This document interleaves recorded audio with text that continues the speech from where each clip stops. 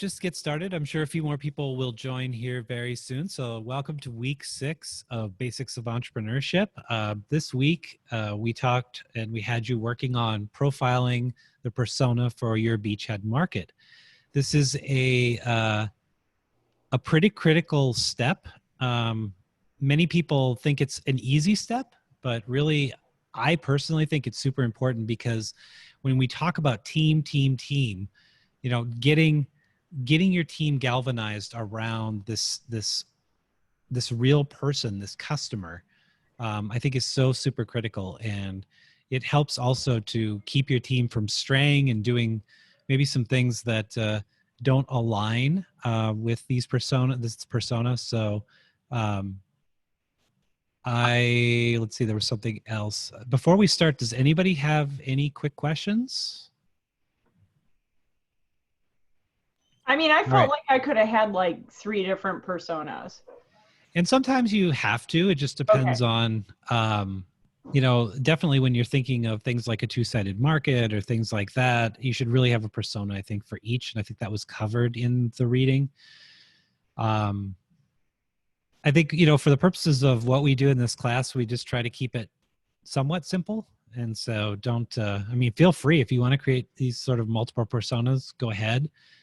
But trying to just maybe focus on one is a good start. Unless, again, you have that two-sided market, you have a buyer and a seller and you're doing something in between, then you should probably need to think about the kind of the persona for each. Any other questions before we turn it over to our special guests? All right, I am going to actually ask Amanda to do the introductions because she loves to do that. And I will start letting more people in. Usually I'm prepared for this, but here we go. I had it open. We're very grateful to have Natalie and Dan Slagle here today to talk about their journey with customer personas.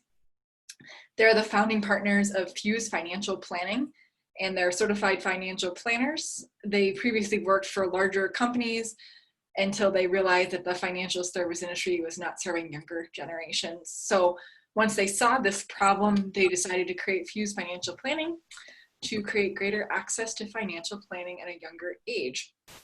And they're specifically focused on couples and young families as a way to use their money to live the life they've always imagined. So they just started Fuse. You're almost at the 1-year anniversary, right, from when you started. So I think this is a good example of kind of, I don't want to say near peer, but you know what you can accomplish if you're really focused in within a year. So I will let them take it from here. But thanks for doing this tonight. Absolutely. Yeah, we're 10 months into our journey. So like you said, Amanda, we are near to peer, and it's good to get that perspective sometimes only less than a year into your journey. So thanks for having us. All right. Want to share a screen? Yeah, we'll jump into our slides. So today we're going to kind of take you through our own personal journey that we've used for our business. And we hope that all of you can walk away with some ideas on how to utilize this for your business that you're creating. So Amanda did a great job introducing us. Dan and I are a married couple. So we met because of the industry. In our industry, our financial planning industry, we have to create we have to take a series of exams. Dan was actually my tutor, and here we are today. But we didn't actually start working together until we launched our business, which we launched it about over a year ago, but we didn't open our doors until October of 2019. We really went down this journey that all of you are going on today over this past summer. So it's actually really new to us, but it's already been extremely beneficial. So we're so happy that this is a part of your course, because we're confident that it's going to be just as beneficial for all of you. So creating our client persona was extremely important for us. It allowed us to identify really who we want to work with and serve. And really for us, Again, our who is a natural extension of our why. So why we're in business, well, we wanted to serve our generation, but we want to use money as a tool for couples to become closer together. So once we understood our why, it's easier to identify your who. So I put a little quote in here from Seth Godin, marketing magician. It doesn't matter how good your work is, if you have a mismatch of who it's for, you will not be able to create the change you're looking to create. So then, who are you trying to make change for? So this is creating that who. So first, what you all have already done is identified that specific group of people, really your target market. But what this week is all about is getting more granular than that. So give that person, your client, a name. So if you haven't already done that, think of literally a name that you would call your client when they come up to you to buy or utilize your service or product. And then detail that client, both with demographics and psychographics. So we're going to talk about that and how we did it with our own business. So first with demographics, I like to think of this as all the things you would put on a questionnaire or all the things you can easily write about. So their age, where do they live, their income, are they male or female, these things that you can just check a box with. The psychographics is where we think it's a little bit more fun. So ask yourself questions: how do they dress? Where do they buy their coffee? What kind of car do they drive? How do they spend their free time? It's amazing how going through these exercises can really help your branding and messaging reach those who are perfect for whatever it is you're trying to offer. And just to say, our industry is, we're in the service industry. So we provide a service to individuals. So we're really focusing on that individual or collective unit as a couple. Now, it may be different for the business that you're trying to start, whether that's working with larger companies or corporations, but really identifying that who makes such a big difference into your success. So for us, for example, our demographic, we created the client persona of James and Elizabeth, 32 and 31. They live in San Diego. James, when we talk about demographic information, he works at a software startup making $100,000 per year. And Elizabeth is a designer / architect making the same amount of income. So from what I just described, you could say any of the three couples on the screen could fit this mold. But the reality is we need to get deeper than that. So we're going to start asking ourselves these questions. So how do they dress? So think about when you visualize your client and they're standing right in front of you, what are they actually wearing? So we laid it out. James is wearing a t-shirt. He's not wearing a button-up shirt. He's wearing a t-shirt and it's from a local coffee shop, and a pair of shorts. Brands that he likes are Nike, Patagonia, Prana, and Columbia. And we did the same for Elizabeth. So what is she wearing and what brands does she have? Because we want to be able to visualize what our client looks like when they're working with us. So we also want to make sure that we're portraying how we expect and we think our clients want us to look like. So these are actual images from our website of Dan and I. It wouldn't make sense for us if we think about what James and Elizabeth like to wear. It wouldn't make sense for us to wear things on our website with us in a suit and tie or me in a very fancy dress. Instead, we wanted to be more casual because our approach is more relatable, and that's what our clients are looking for. And so it's only appropriate for us to dress the way that our clients dress in a way so that they can visually relate in that instance. So then we asked ourselves, what do James and Elizabeth like to do after work? For James, it's running, biking, playing with pets, and cooking. Elizabeth, she's hanging with friends, gardening, reading, or taking group fitness classes. So now the three images that you see on the screen here are three images that we have on our website. And these are actually images from our blog that we create for different blog postings. So if we talk about where they're going to be, well, it's at a coffee shop. So that's where we want our imagery to portray. James and Elizabeth like to be outdoors. They like being active. So we're going to have a picture of a couple with their cute sandals hanging over a mountain. And they also like gardening. So we're going to put in plants and just natural images. So what do they desire from life? James wants adventure. He wants to seek these new experiences. And Elizabeth wants community and seeing life through a different lens. So we're really starting, even as we talk about our who, our hope is when we're talking about it right now, the two of you can even think, or all of you can think about the who our client really encompasses and what they really want. So you're going down these questions to really get at who we're working with. And so this is the first site you see when you go to our website. So we talked about how what James wants out of life is creating that sense of adventure. And Elizabeth wants to see things through a different lens. So we want to encompass that on the first image that someone has when they come to our website. So then we asked ourselves, what are they frustrated by? James, wasted time and clutter, so he wants more clarity on organization. Elizabeth, a lack of communication and actually getting things done.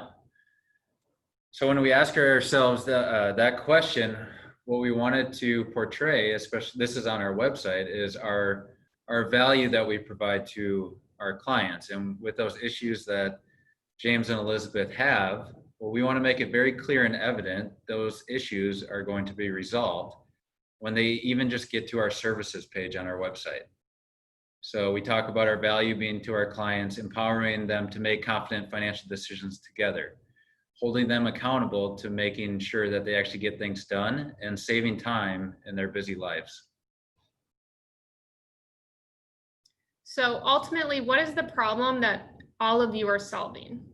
And how can you solve that for your clients or for the product that you're selling? So for us, the problem is the fear of the unknown. That's kind of the big problem.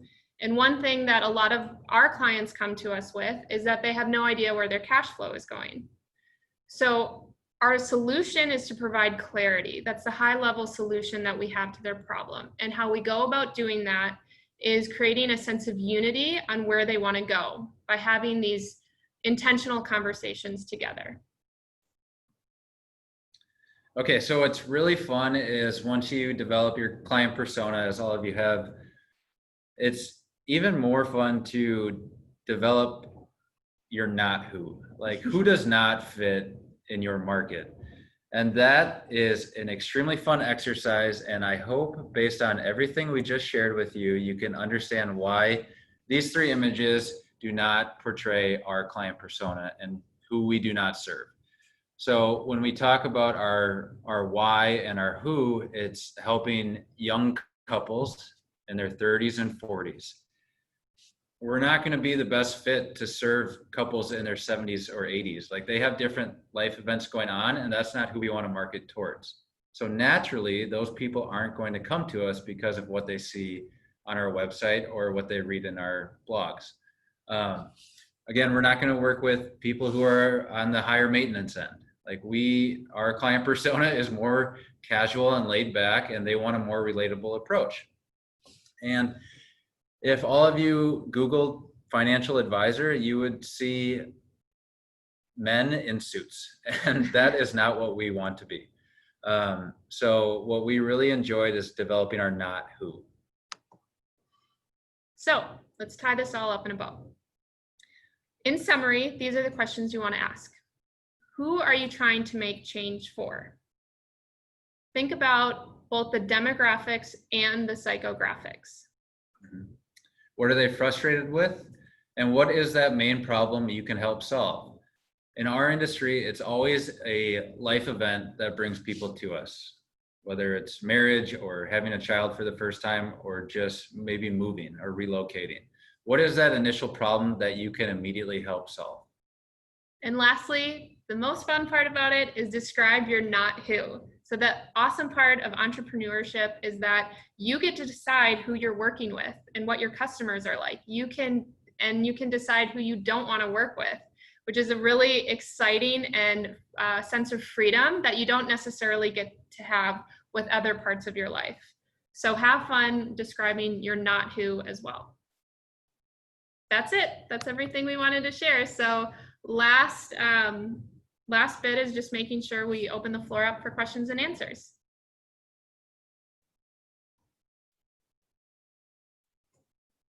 And if no one has a question right away, we would love if anyone has started to go down this journey to hear how you've created your who so far, maybe where you're getting stuck or what part of it has been really exciting. Hi, Christine here. Hey, Christine. So when you started looking at that, did you find that you were originally too broad and then you narrowed in, or did you start really narrow and then expanded from there? Great question. So we started very broad. Mhm. When we first started, when we launched our business, we knew that we wanted to work with a younger demographic than what we have always been doing professionally. We found that people would still come to us who were maybe in their 50s and 60s. And although our goal and our why didn't necessarily fit their needs, we'd always say yes. Like, yes, okay, we'll work with you. We'll interview you and we'll see if we're a good fit. But our messaging and our marketing and really what we ultimately wanted to accomplish, it wasn't a good fit. And what we would find is that it never turned out to be a good business decision because we were too broad and we were scared to say no. As a new business, you always just want to like, okay, yes, I'll say yes to anything. And so as we got more comfortable saying no, and as we got more comfortable and confident on who we wanted to work with, oh, it's been so freeing. Like the ability to say no, and so glad you say no, it was probably one of the most joyous things that we've been able to say we've done this year, which is really exciting. But we certainly started off broad, and then we've been slowly working our way down to make it more narrow. Yeah, I'll add it's something that we're still refining. You know, only 10 months in, we're still figuring it out. But you start to see a pattern, especially why couples or young families are coming to us, is there's a lot of commonalities. And the commonality is couples want a different experience than how they were raised with money. But it's not until you start asking yourself, like, why, you know, that why question, like over and over until you get to that answer. And that's been really helpful for us to discover, well, what is it that is making our business as successful as it has been early on? And it's, you have this like broad worldview of something going on. There's some sort of problem. And if you can create some sort of solution for it that's different and unique and relatable, you have to ask yourself, why wouldn't people be attracted to that? So as we keep refining it, we're better understanding why people are initially coming to us. Can you guys elaborate on that a little bit and say, if you're comfortable, like how, when someone doesn't fit, how do you say no to them? Because I'm sure that's going to happen to a lot of people here. What does that look like on your end when you have to disqualify a customer? Yeah. It always helps to provide them with a better fit. So if we disqualify someone, and this could be whether you offer a service or a product, if it's not right for the person, if you have in your back pocket, because if it's not going to be right for them, if you're not going to be right for them, it's likely you could have 3 in your back pocket, 3 other avenues that would be a good fit. If you have those, it makes the conversation so much better. And that person remembers that. They'll say, wow, like that's really great that you're saying, you know, this wouldn't be a good fit. And you're actually going to point me in a direction that is a better fit. Like people remember those things, and it's just better for all parties. Yeah. We're in the helping business. So the last thing we want to do is just leave someone hanging. Mm-hmm.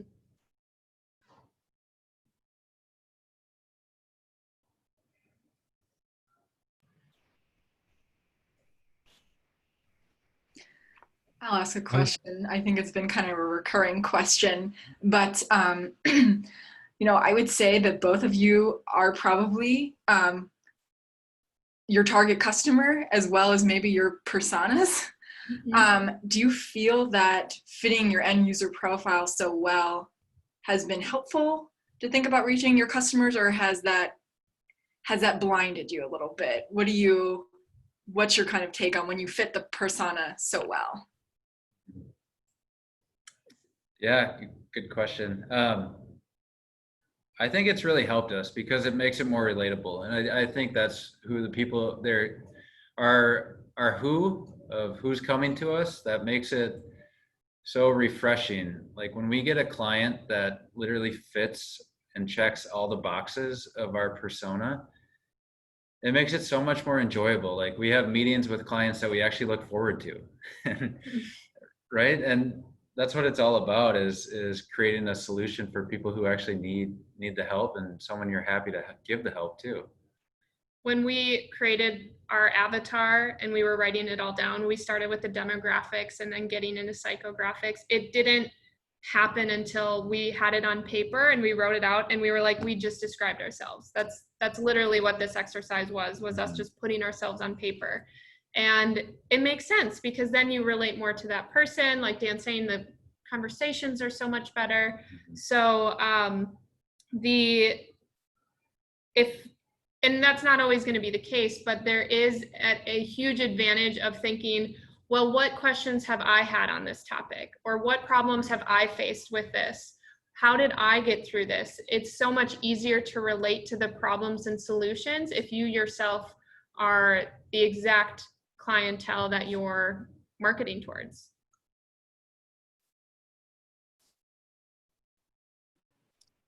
I guess I have a question. So I know you kind of mentioned the process of like how you say no, like to someone who's outside of your avatar.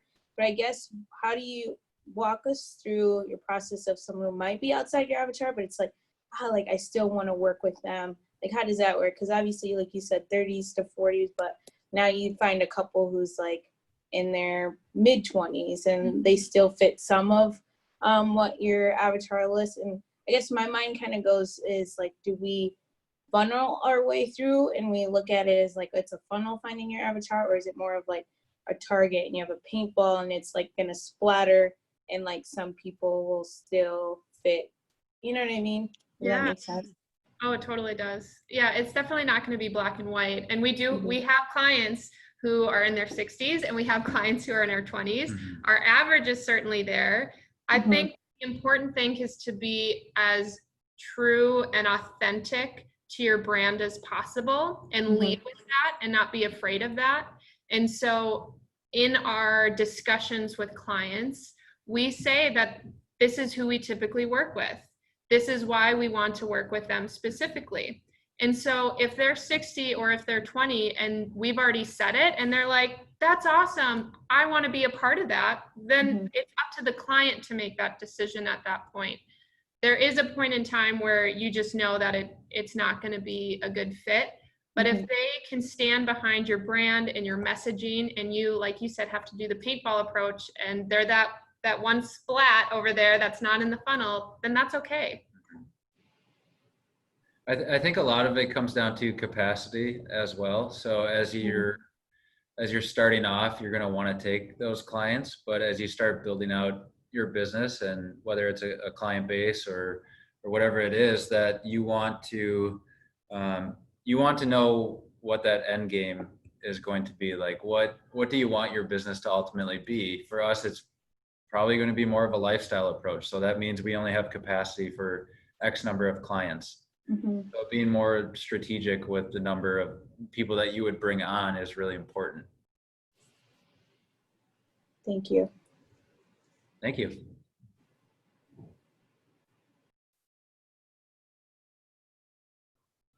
Does anyone mind sharing a little bit about either their product or their service or their business and the type of client they imagine utilizing it? I can share mine, I guess.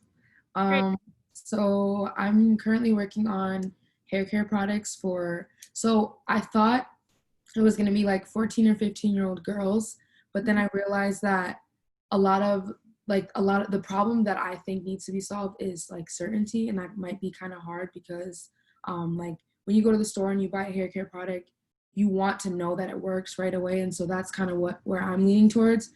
And so I'm like kind of going back and forth between if that's something like a problem that needs to be solved with like a younger age group, or if it's something that needs to be solved, like I'm trying to figure out the age group or like the perfect age for like, you know, my client to use the product.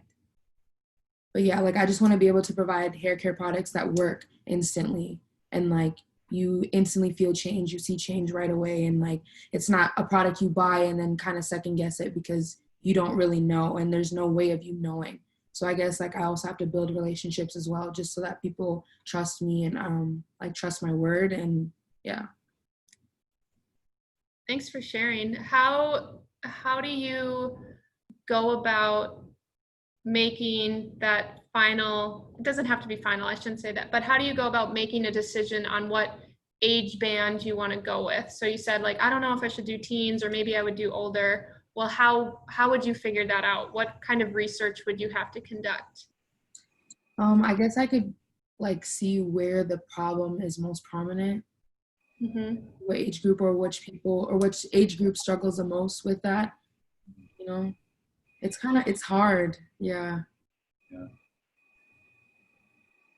Well, once you narrow that down, I do want to add, once you understand your why and your who, once you get that down, it really helps you understand your how. And that's been a really big learning point for us, because now we've built out our avatar.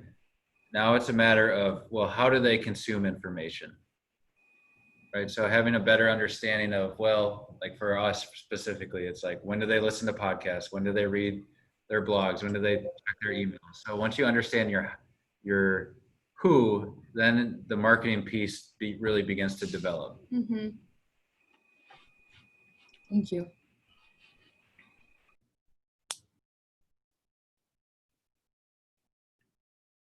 Does anyone else want to share their experience or journey so far? I guess I can say something. I'm speaking with some people over the past couple of weeks while doing this course. My main person was based off of competitive athlete, which I am. And then I found out there was also people that would have health related issues like diabetes. And then there would be people that don't want to have to, well, Willard Kitchen, who sent me to this class, he's like, people my age that don't want to have to think about menu choices. So basically, I'm developing an app that will let you set targets for fat, carbohydrates, and protein, and you'll be able to set the percentage of accuracy within that for any restaurant you go to, and it'll match you with the closest meal that meets your macros that you're trying to hit. Instead of you having to sit for 3 hours looking over nutritional menus for everything in your town to fit what you have left. So if a friend calls you up and says, hey, we're all going out, instead of you sitting there with resting gym face, drinking your Diet Coke, you can actually go ahead and enjoy something that it can pick out with you within X amount of margin of error, let's say. Most restaurants they'll report the calories in their macros in a menu, but you have to estimate 20% air in surplus, 20 to 25% air in surplus, because the server might look at you and be like, that person likes cheese a lot. Like it just kind of happens, right? So, or they're not paying attention to the serving size when it goes down. So this app will kind of let you set that margin of error and tell you these are your choices without you having to put too much thought into it. You give it a budget, it matches that budget. Excellent. So Very cool. it met with several different, groups. Like if you have diabetes and your doctor is on you and has you tracking your food, he's going to want to see what you're doing. Insurance companies might play into this. This might become an app that doctors give to people to use. Competitive athletes, they have macros to hit to make sure they make weight class. Like for me in powerlifting, I have to stay within a certain weight class in the next couple of weeks. I really can't. I mean, there's no chance going down a weight class, if you know what I mean. But like I could teeter into the other area within 5 pounds, and that would not be good. So, if I had something that would automatically do that for me, I'd be more apt to go out on a regular basis instead of sitting there poring over the information. So is that your ideal who is that competitive athlete? Yeah, I mean, if you're looking at really niche, that would be the really niche. The more general would be people that use tracking apps and are health oriented. A little bit more niche below that would be people with diabetes or just concerned about health and don't want to have to think about it. They want to make this as easy as possible to go out and enjoy their lives. You know, post-COVID restaurant situation. Right. I wouldn't be afraid to go as niche as you can, because it will really help expand how to reach them. Because reaching competitive athletes versus reaching a diabetic is completely different strategy. Completely different. And so pick one and don't be afraid to, you know, try it, and it might not work. And then 3, 6, maybe a year down the road, you go the other route. That's okay, trial and error, but pick one because it's absolutely going to benefit the marketing strategy and really kind of decide when to market and what platforms to market and just everything else. Okay, great. That was my initial thought, is just stay in the competitive athlete thing, but then I was looking at how to sell this to medical as well. Yeah. We You say niche, I say niche. I like to say riches. Is there one way or another? I don't know. No, there's. No. I still don't know. persona, whatever. Potato. Yeah. And if I could just jump in, I mean, I think we've talked many weeks now about a beachhead market, you know, something you can attack that maybe isn't the big market. I could see, you know, refining this with athletes and then, you know, getting success there, making some money there, and then moving into a more medically perhaps related field. I'll tell you, and I'm sure Sarv could tell you this too, getting into healthcare is difficult in many ways. Yeah. So, I sit here in the seat of the Mayo Clinic, but you know, if you have another market you can go after and you know it and you're passionate about it, which I know you are, I think that's a great market for you to move into. And then, you know, eventually, I've been thinking who about knows? it since 2015 when I first initially started bodybuilding. It was a huge issue. You know, now I go between seasons of bodybuilding and powerlifting. And it's still an issue. You still want to track. If you're going to succeed in athletics, you have to track. There's like no way around it. And it's a persona that you can relate to. Yeah. Whereas I could give you like 10 personas within that. Yeah. You know? That's what I was gonna say. Like, for just from an outside perspective, like what defines a competitive athlete? Like, there's a lot of competitive athletes, right? There So are. go even further into it. Like you're gonna say CrossFit, bodybuilding, probably track athlete, because their coach is gonna be like, you got to hit, you know, a certain weight for you to be efficient. You know, swimmers, not so much, honestly, because form will kick you in the butt if you don't have that down. But also gymnastics, possibly another one too. Ballet, big time. Even, you know, because there's a lot of pressure there for body image, and then hitting protein amounts to maintain lean body mass percentages. So it can go down a rabbit hole. Yeah. So Terry, to Jamie's point about you know, creating a product for healthcare, yeah, it's difficult, but I can tell you with your app angled toward the insurance market, I think that if you can figure out a way to save them money, they're going to be all in. Yeah, that's the big thing when it comes to people's premiums and what have you. I know the better they can make it for their end users, so to speak, the better their profit margins are. You know, think about it. If your app is developed appropriately, maybe it's used as a motivational tool or device or an app to help them manage their healthcare.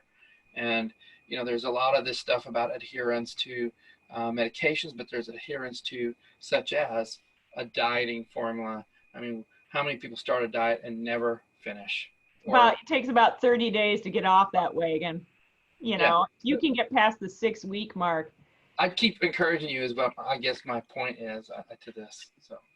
Well, I appreciate that. That makes me, yeah, because I remember my mother as a nurse, she would always say how the insurance companies were really pushing hard in certain directions. So I thought it would make sense.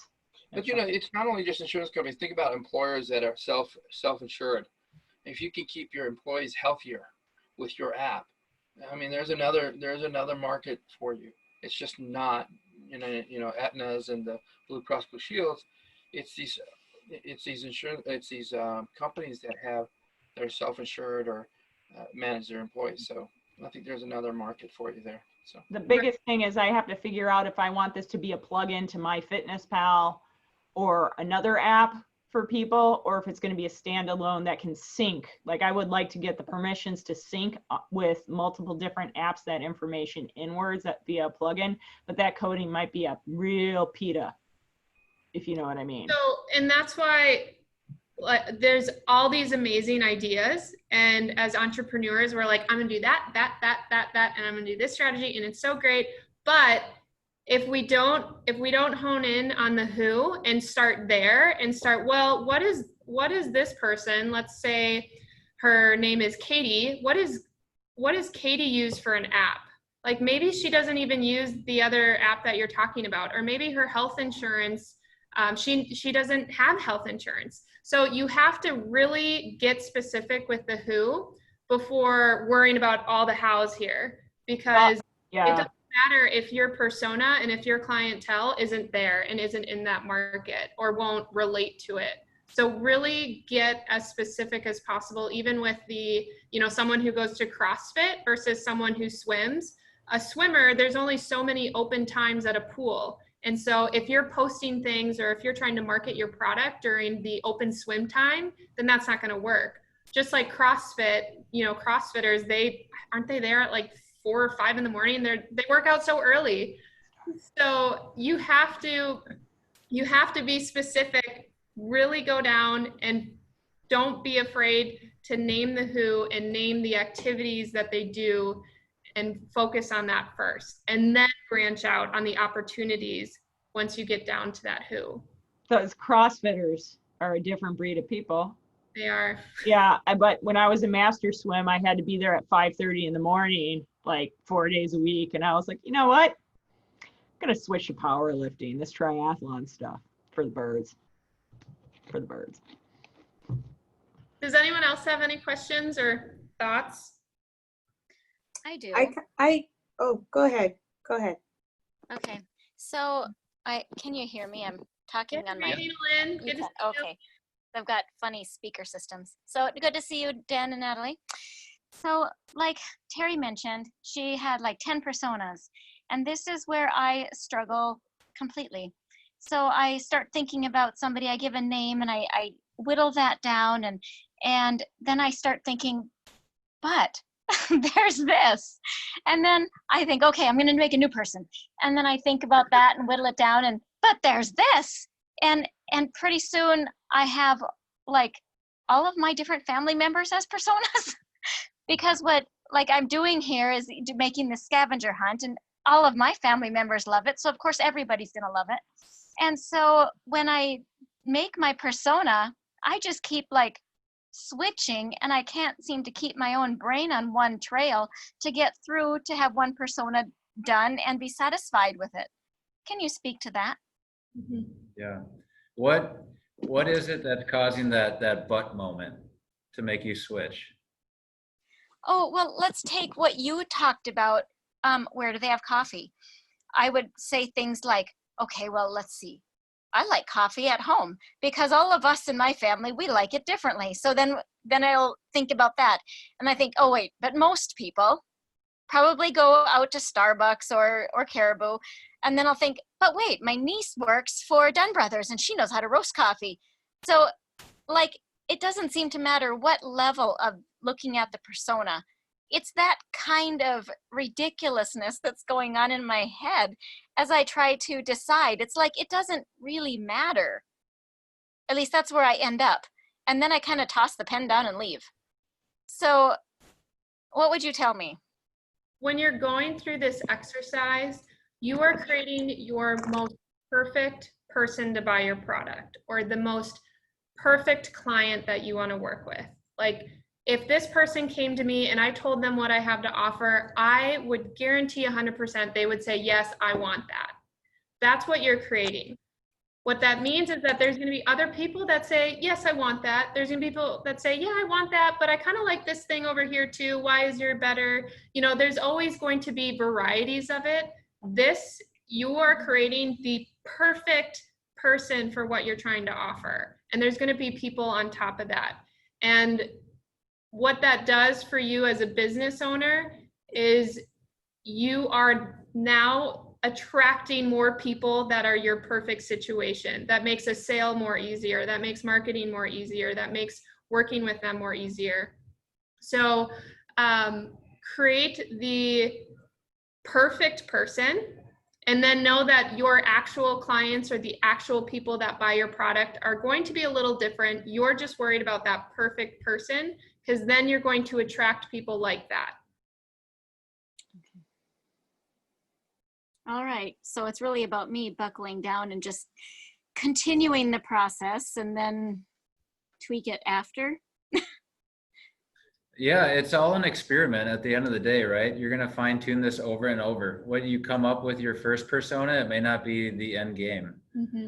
Yeah. But if you can start to narrow down what's really important, then you're setting yourself up, Dina Lynn, for how you can promote the scavenger hunts, how you can advertise in an ideal fashion. And you're not wasting so much energy focusing on, well, what does a 6-year-old like and where will they find out about my scavenger hunt versus a 20-year-old. Mm-hmm. And I'm sure you guys have already read this and already heard this, but if we as business owners and business creators try to please everybody, we are going to please nobody. So at the very least, we can try to please one person, because then we'll probably end up helping a whole lot more. But there are people that look at what Dan and I do, how we do it, and how we market, and they're like, ugh, I want nothing of that. Which is perfect, because we probably want nothing of them either. Get it out. I don't want you. I don't want to work with you. So it's this amazing vetting process that's happening both on the client side and the business side that is excruciating for your business and your marketing plan. We're all nice and lovely, lovely people, and it's hard for us to say no. We've always been taught to include everybody, bring everybody in the circle. In this instance, it's so important to say, nope. This is my one person that I want in my circle. This is the one person I want to create. And then you would be amazed on what happens and the natural attraction that comes from there. So Dina Lynn, you're such a sweet woman. I've had such a pleasure getting to know you.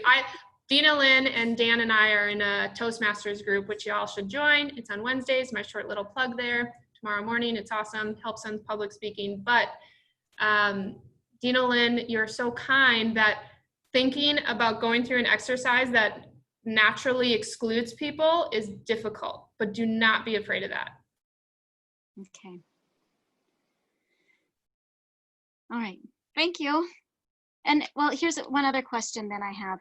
And that's that, like, when I read through the books, I get nailed over and over with the idea that I have always wanted to have a thinker with me as I create a business, like you two as husband and wife and prior.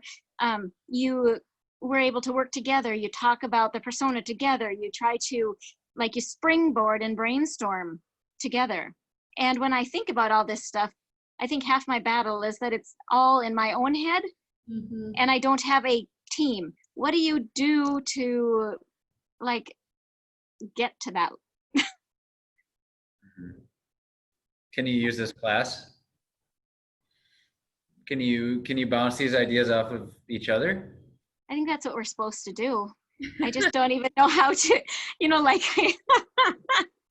sometimes it's figuring out the question that gets hard. Yeah. I've been kind of surprised at myself, frankly, because I'm known for asking a ton of questions. It's kind of maybe my persona, like too much curiosity, too much question. And in this class, so much of the information is new, and I find myself dumbstruck. I feel too that a lot of this comes from community, and unfortunately with COVID and everything, we don't really have that in-person community anymore. So like being able to talk about, ideas and bounce ideas off people at the similar stage, like at, let's say 1 million cups or something like that. And that's just like totally gone right now. So it's just, a challenging time, but everyone can always throw out ideas in Slack, like what they're thinking about. Everyone's pretty quiet in the Slack channel, but that's an option too, just to throw ideas and bounce them off each other. Right. You really have to be intentional. If that's something you want and feel like you need, Dina Lynn, then you have to create that. You have to find that mentor. You have to find that friend or that partner that you can bounce ideas off it. If you don't have it naturally, Dan, you're right. Like Dan and I are very lucky to have that as each other, but we also, that means like, I'll have this amazing idea or like this persona that I think, and Dan will be like, whoa, no, that's not what I thought, or vice versa. So there's problems with it too. It's not always like great. Now we have to compromise on what each of our visions look like. But it is important to have someone to bounce ideas off of. We created what we call a mastermind group within our industry. So, Dina Lynn, maybe you can reach out with people within the industry you're wanting to serve and meet once a month to just bounce ideas off of and talk to. It's been really helpful for us, again, just to get that outside perspective. Someone who's in the same field, but they're doing something completely different. Like how can we better each other and give good feedback to one another? Yeah. Okay. And Amanda, I see that you wrote to everyone that the chapter does a good job about this issue. But truth be told, this is the first time I did not do my homework, and I was out in the woods for almost 2 weeks and it was fabulous. But no, that today I did not do my homework. We will forgive you for not reading the chapter one time. No, I was just saying like exactly what they were saying, like they came up with this persona, but like one way to get that detailed information is just like talking with that person, you know, who you think it is. And, you know, it didn't actually fit their ideal persona, but it didn't end up mattering. So, and that was a real example. It wasn't just like a fake example they made up for the book. It was real. And it was just outside of their age range, kind of like what was talked about earlier. So.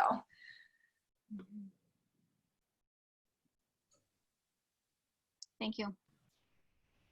Someone else have a question? I've now lost track. I did. I can go. That's right. So for me, this was even before the class and like reading this chapter. I've already kind of like taken the time to figure out my avatar, my niche. But my issue, and that was just so that I could like hold myself accountable for reading the book. So I named the person who's gonna, or for writing the book, I named the person who's gonna read the book. And I said who they were, 23-year-old female who's like struggling with her identity and recent college grad. And she needs to read this book to basically get reassurance that her life is not over. It's actually just getting started. And so my issue is I know my person, so to speak, you know, for the most part. And my thing is it's a message or it's a mission. And so I actually have been not practicing what I preach with my message because it's like I'm at a standstill and I'm not doing anything because it's like my message and my mission is like my little baby. And like I don't know how to present it. Like do I, you know, is it just through this book or is it through coaching and or workshop or mastermind? And so just in struggling to figure out like the outlet and how I share my message, I've kind of have done nothing, if that makes sense. And so I think that's something that I've been struggling with because it's like, I know my person, but like, you know, it was helpful, like you saying, where do they go? Where are they at and stuff? But it's like, how do I deliver the message to them? Mm-hmm. Have you shared what that message is with? A little group? bit, yeah. Okay. Well, no, not with the group. And so I can right now. But, and so like, so my message is, or in the book too, is like living life in stride. And so taking everything one stride at a time, but always making a forward, you know, motion or movement, but utilizing everything that's happened to you up until this point to be the momentum or to propel you into your future. And so with that message of stride, like I've even broken down stride to like the strategy, what time, so to speak, are you in? What's your season like? What are the resources that you have? Really honing in on identity, discipline, and then execution. And so using all of that in the thing that I'm really good at, but not right now, is being able to chunk things down within 90 days, like the goals that I need to accomplish within 90 days, and then breaking them up. This is what I want to accomplish within the next 90, 60, and 30. And so basically looking forward, working your way back, and just using that to keep striding, keep moving forward. It's the platform to deliver this is through a book. a book is how I started, but I just started writing the book because all like words just kept coming, and so then I like put it into a book. But I haven't finished the book. I've gone through like 3 rounds of editing, and I just came to a place where it's just like, I don't know, it just got hard to continue, I guess, writer's block. But yeah, And what do you want to do with this mission?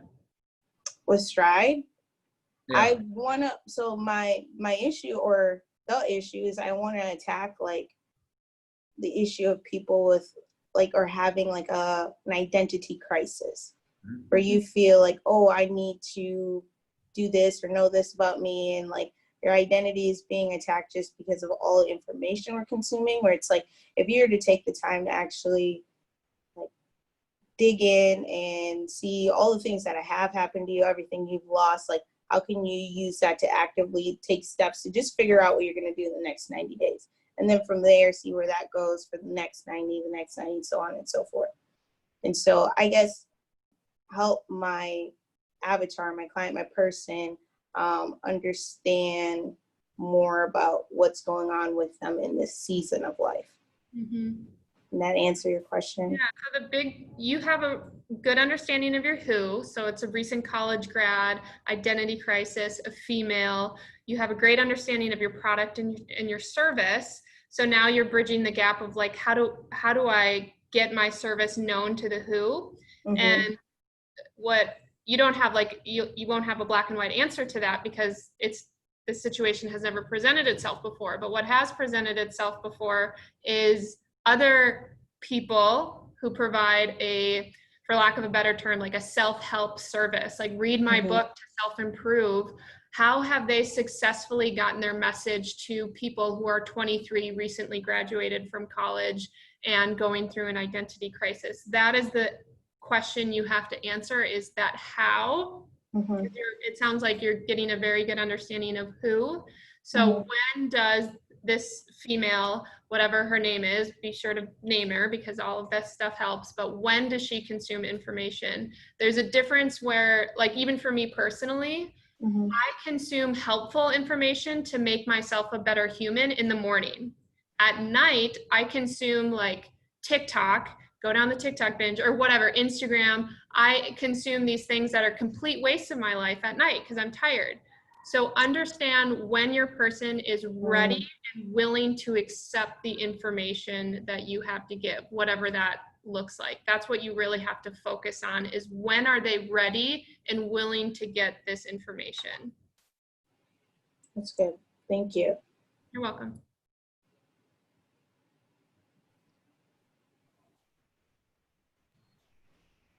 I'm going to see what Tom's thinking, since he's the only one who hasn't spoken up. So we would do like a connect, whatever we are, 8, connect 9. That would make me very happy. Quietly listening. So I have been out of town myself too, unexpectedly. And while things are okay, I'm a little tardy in my work. So, but enjoying the conversation as always and listening in. I think that in due candor, so I'll continue on, Jamie. As I took this course and taken this course, I don't have a going concern yet, right? So part of it was to rekindle my entrepreneurial spirit.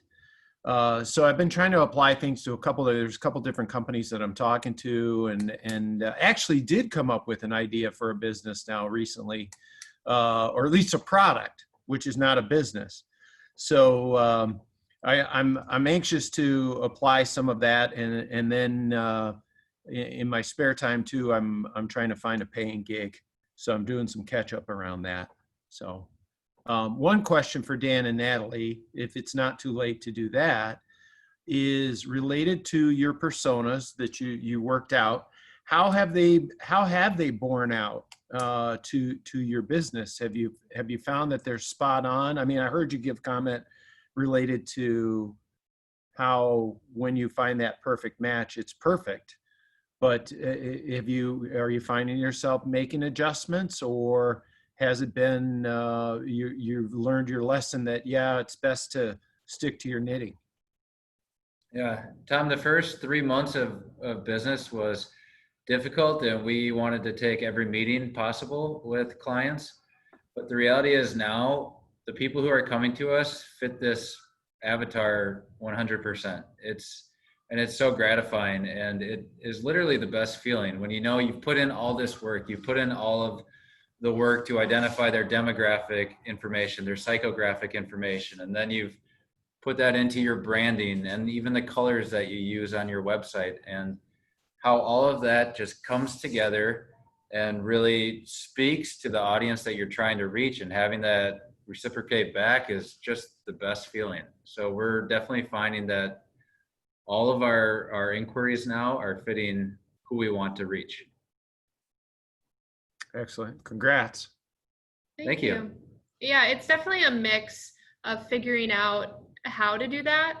So on the slides that we were presenting to you all, you saw pictures from our website. So pictures are a great way. You know, we're all such visual learners, but we also, from a writing style, we try to connect with people. So if you go to our blog, or if you read our social media posts, we write with a lot of our voice. It's not going to be this buttoned up research style type of writing. It's going to be, you would read it as if we're talking to you and having a fun conversation. So there's all these little things that we do that we think, okay, James and Elizabeth are perfect clients. How do they want to receive the information? How do they relate to someone? And it's all of these little triggers along the way. Our colors, the way our messaging is literally written out on our website, our picturing, all of these things put together to be very, very ideal for our James and Elizabeth. So pick your persona, and don't forget, and don't be afraid to name them, and don't be afraid of the ideas of excluding people, because that's going to only make people more attracted to you long term.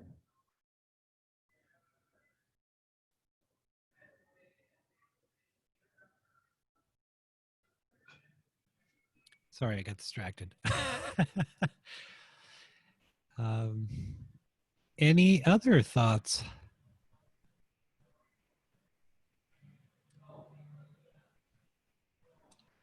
Any other questions about the content from this week? Any other challenges coming up? Anything we can help with?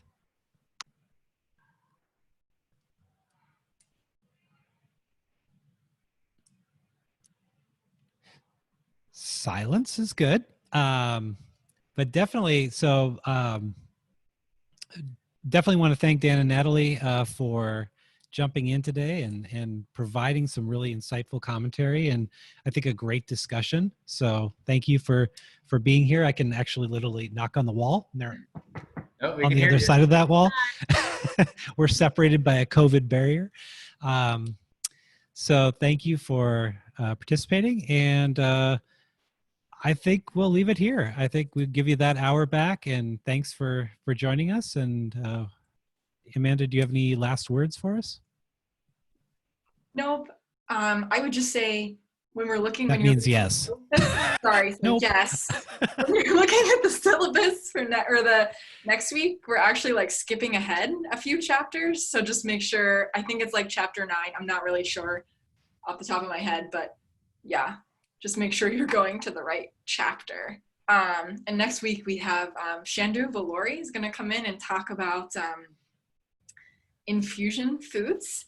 It's like an Indian style food business. And supposedly he's giving us a coupon discount code so people can order. I haven't seen it yet. So we'll see.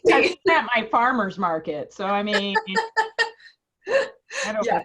We're going to attend next week. Yeah, we're Yeah. gonna You can join in. And he actually teaches business classes at Winona. So it should be a good session. I don't think they deliver to Jacksonville, unfortunately, Sarv, so I apologize for that. It's really good food, though. Winona and, yeah. That will be shipped to Jacksonville. All right. Well, thank you all, and have a great week. And I'll follow up with this recording tomorrow, as well as the assignments. So until then, feel free. We're here. So reach out via Slack or the office hours, and we'd love to chat more. Take care, Thanks, guys. everyone. Thank you.